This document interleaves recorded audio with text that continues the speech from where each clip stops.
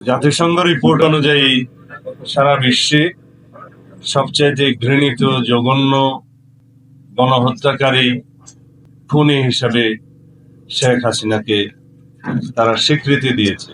তার বিভিন্ন গণহত্যা, মানবাধিকার লঙ্ঘন এবং বিভিন্ন রকমের অপরাধের রাষ্ট্রীয় ক্ষমতায় থেকে, রাষ্ট্রীয় বাহিনী দিয়ে এবং রাষ্ট্রের নেতৃত্বে যা করা হয়েছে তার ডাটা ভিত্তিক সচিত্র প্রতিবেদন সেখানে আছে।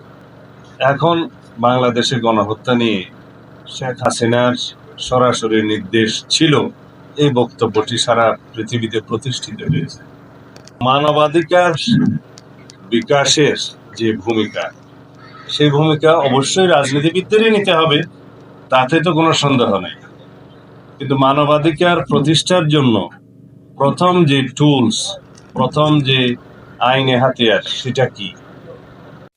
প্রত্যেক রাষ্ট্রের সর্বোচ্চ আইন সংবিধান।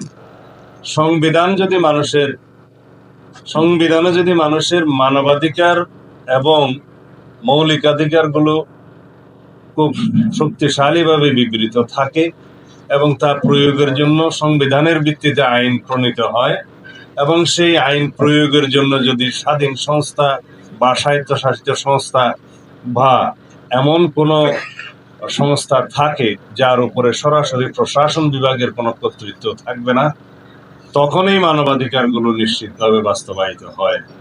আমাদের দেশে দেখা যায়, বা আমাদের মতো রাষ্ট্র ব্যবস্থা যাদের আছে তাদের মধ্যে দক্ষিণ এশিয়ার অনেক দেশে এবং আফ্রিকার অনেক দেশে দেখা যায় প্রশাসন থেকেই মানবাধিকার লঙ্ঘনটা বেশি হয়।